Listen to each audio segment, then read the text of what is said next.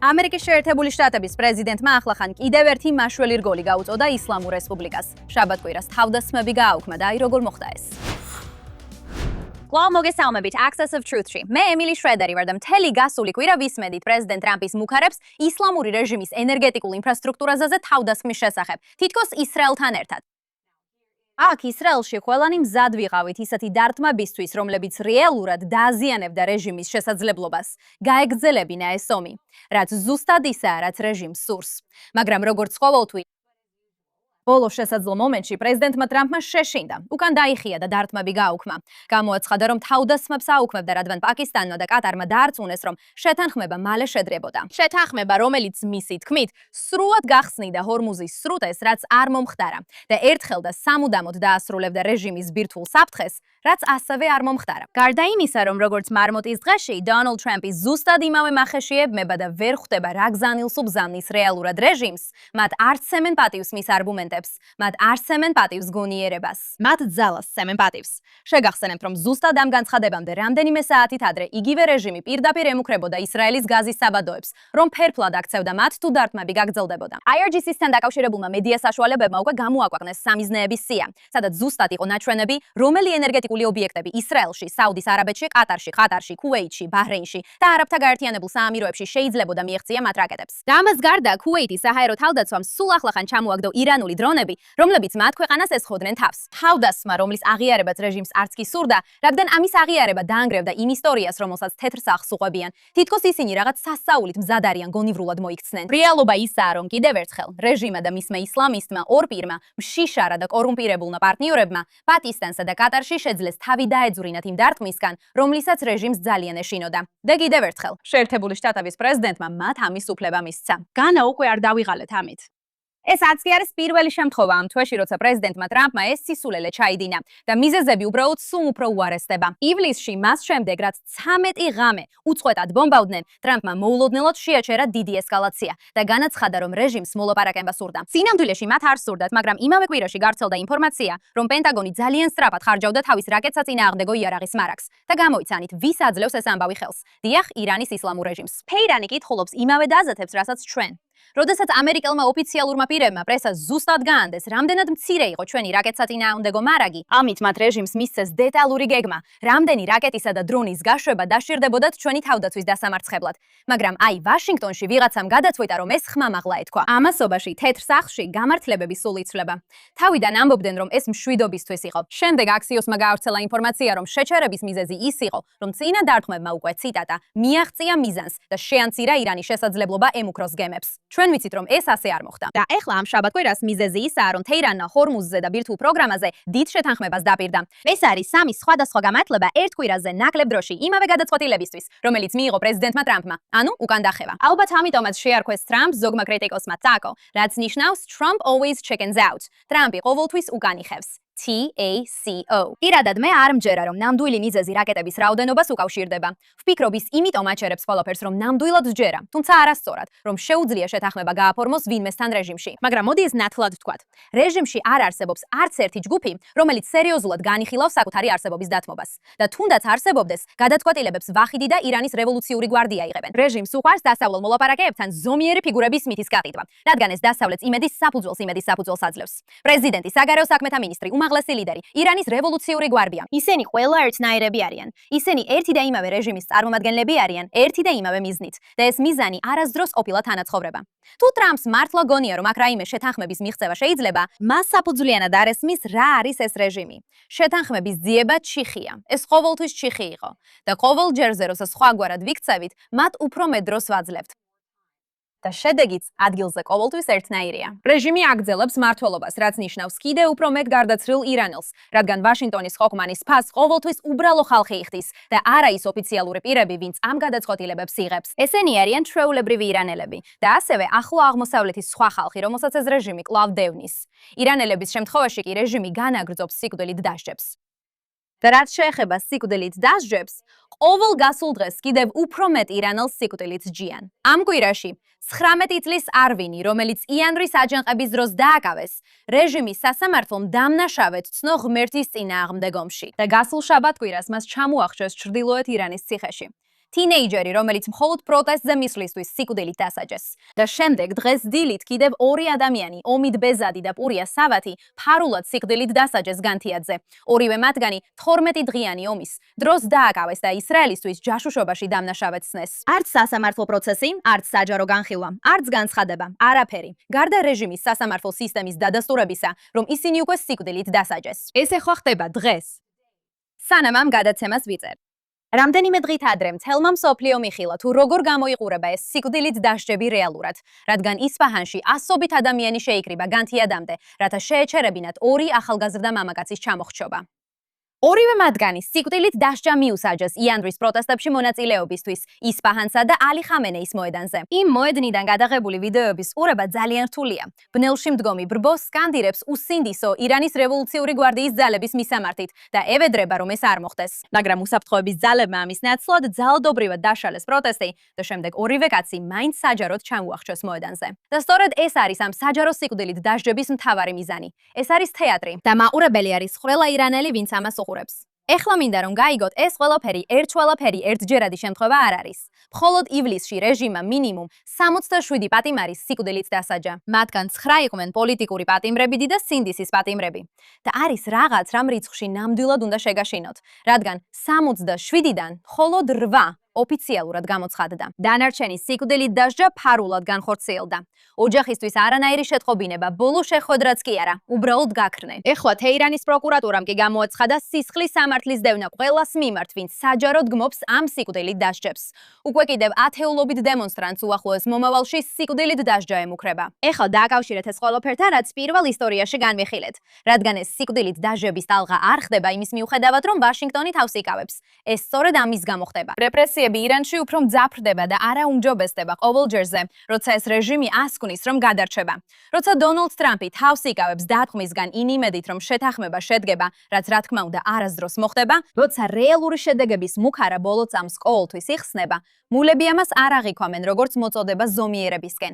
ისინი ამას აღიქვამენ როგორც ნებართვას, რომ შიდა წმენდა მოაწყონ. რეჟიმს, რომელიც დარწმუნებულია, რომ გაუძლებს ყველა ზეწოლას, რაც მასზე ხორციელდება, აქვს სრული мотиваცია, რაც შეიძლება მეტი იანვრის აჯანყების მოწმე ჩამოახჩოს, სანამ ვინმე აიძულებს მას შეჩერებას. და ეს არის ნიმუში. ვაშინგტონის სუსტი ზეწოლა ირანელებს უსაფრთხოებას არ უქმნის. ის მხოლოდ რეჟიმს აძლევს თავდაჯერებას და ამ თავდაჯერებისთვის ირანელები იხდიან ფასს ჩამოხრჩობით ალი ხამენეის მოედანზე ისფაჰანში. ეხლა კი ვისაუბროთ იმაზე, ვინებს სწორთნიან, რომ იგივე იდეოლოგია შემდეგ თაობას გადასცენ, რადგან ეს მხოლოდ ირანის საზღვრებში არ რჩება. დადგა დრო კარგის, ცუდის და უშნოსთვის. და როგორც ყოველთვის, რომ პოზიტიურ ნოტაზე დავასრულოთ, დავიწყოთ კვირის ცუდი ამბით და შემდეგ კარგით დავასრულებთ. პირველ რიგში გუშინ გავრცელდა შემზარავი კადრები, სადაც ჩანს პალესტინური ახალდაზრდული მოძრაობის საზაფხულო ბანაკი დიდ ბრიტანეთში. შეხედეთ.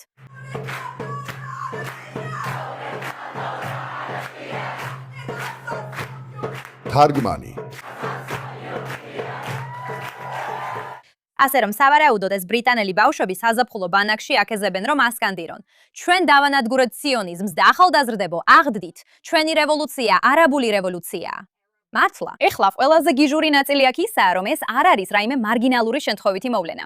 პალესტინური ახალდაზრდული მოძრაობის საკუთარ მასალებში წევრები ვალდებულნი არიან ეროვნულ გათავისუფლებასა და დაბრუნებაზე და ასევე, რა თქმა უნდა, უარყოფენ ისრაელთან ნებისმიერ ნორმალიზაციას. ისინი ასევე სულ უფრო მეტად იპარებიან დასავლეთის ქვეყნების კამპუსებში. ეხლა ეს კადრები, რომელიც ნებისმიერ ადამიანს უნდა აშფოთებდეს, არის პირდაპირ შედეგი მოძრაობისა, რომელმაც თავისი მთელი იდენტობა ააგო იმაზე, რომ შემდეგ თაობას ასწავლის თითქოს ისლამური უზენაესობა და პალესტინური შეურიგებლობა კარგი რამაა. ეს საზიზღარი კადრია და ზუსტად ასე გამოიყურება ახალდაზრდების მთელი ცხოვრების სიძულვილით გაჟღენთვა.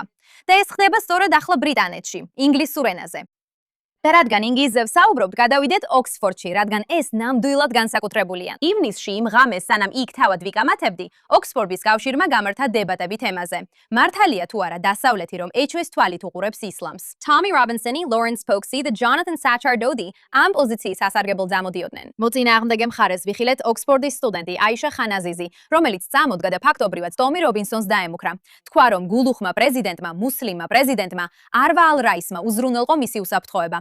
წინააღმდეგ შემთხვევაში ის იქნებოდა ციტატა ფაქტობრივად გარეთ მდგარი ძალადობრივი ისლამისტური ბრბო გაგისწორდებოდა. შეხედეთ. Stephen Yaxley Lennon, რომელსაც თავისი ხულიგნები Tommy Robinson's ეძახიან. Stephen, გარეთ ბრბოა, რომელიც დღეს საღამოს შენს წინააღმდეგ არეულობას აწყობს. და რომ არა, მუსლიმი, პალესტინელი, პრეზიდენტის დაცვა და გულუხობა და უმეტესად სამხრეთ-აზიური აღმასრულებელი კომიტეტის მხარდაჭერა ფაქტობრივად გაგისწორდებოდნენ. ასე რომ, ოთახში მყოფებმა მას ტაში დაუკრეს. მათ პირდაპირ დაუკრეს ტაში ქალს, რომელიც ამტკიცებდა, რომ ისლამისადმი ეჭვი არარაციონალურია.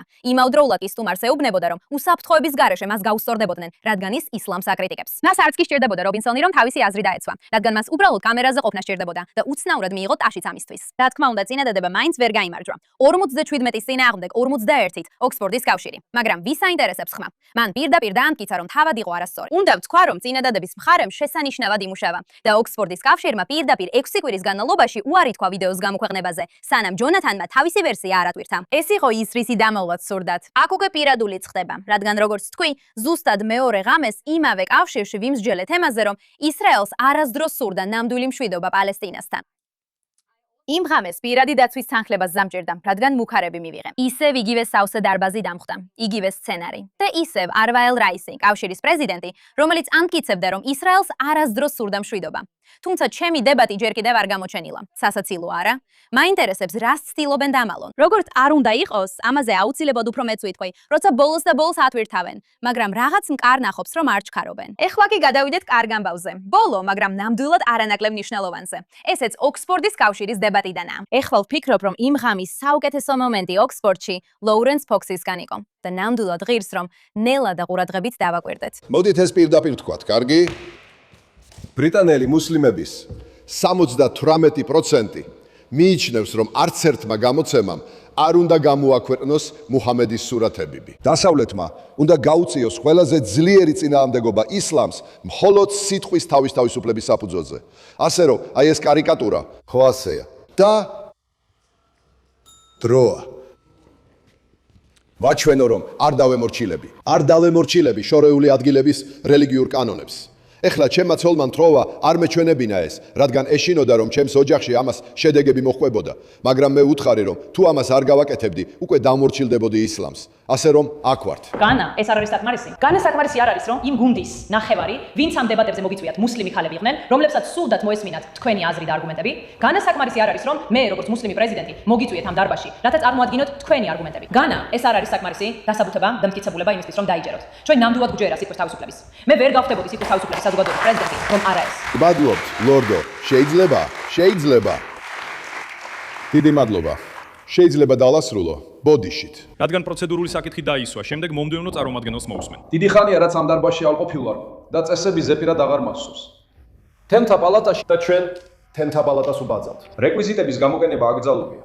მაინტერესებს ოქსფორდის იუნიონში იგივე წესი მოქმედებს თუ არა რეკვიზიტებზე. ამიტომ მე მივიღებ გადაწყვეტილებას პროცედურულ საკითხზე. პალატის წესებში რეკვიზიტების გამოყენება აკრძალული არ არის. თუმცა ბატონ ფოქსს ურჩევდი დაასრულოს თავისი აზრი და გააგრძელოს. მე ვიყავი, სანამ პროცედურულ საკითხს დააყენებდნენ. სწორედ ამ სულისკვეთებით არ დავემორჩილები და გიჩვენებთ ამას, როგორც ინგლისელი, რომელიც სიტყვის თავისუფლების ჯერა. არ დავემორჩილები. არ დავიხრები. დააკვირდით ოთახს იმ წამსვე, როცა ფოქსი ამბობს, რომ აპირებს აჩვენოს მუჰამედის გამოსახულება. მთელი დარბაზი იყინება. ხალხი იწყებს მის შეჩერებას, სთხოვენ, რომ შეწყვიტოს. წესები უცებ ამოქმედა იმის შესახებ, საერთოდ შეიძლება თუ არა რეკვიზიტის გამოყენება. სინამდვილეში მას არაფერი უჩვენებია. ხოლო დამით დამუქრება საკმარისი აღმოჩნდა იმისთვის, რომ მთელი ოთახი გაეჩუმებინა იმ ადამიანებისთვის, ვინც მთელი ღამე ანფიცებდა, ყიცებდა, რომ დასავლეთს სანერვიულო არაფერი აქვს. და სწორედ ეს არის მთელი არგუმენტი. დამტკიცდა ისე, რომ მას წინადადების დასრულებაც კი არ დასჭირდა. დებატებში თითოეული პუნქტის მოგება არ იყო საჭირო. უბრალოდ უნდა მიეთითებინა ნახატზე, პირდაპირ ნახატზე და ეყურებინა, როგორ ადასტურებდა მთელი ოთახი რეალურ დროში, რომ ღვთისგმობა არის რაღაც, რისიც მათი აზრით ადამიანებს უნდა ეშინოდეთ კავშირში, რომელიც თავისუფალ სიტყვას ეძღვნება. მართლა? შეუძლებელია თავისუფალი საზოგადოება არსებობდეს იქ, სადაც ღვთისგმობა საერთოდ არსებობს როგორც ცნება. სადაც განათლებული მოზრდილებით სავსე ოთახი პანიკაში ვარდება ერთი ნახატის იდეაზე. Fox-მა ეს რამდენიმე წუთში დაამტკიცა, როცა აუდიტორია აიძულა თავად დაემტკიცებინა ეს მისთვის. აბსოლუტურად შესანიშნავად გააკეთეთ ეს ლორენს ფოქს. ძალიან კარგი. და ეს იყო ამ კვირისთვის ყველაფერი. აუცილებლად გამომყევით X-ზე ან Instagram-ზე სახელით ემილი კაშრედერი. მანამდე კი გნახავთ მომავალ კვირას Access of Truth-ზე, ჯანუსზე.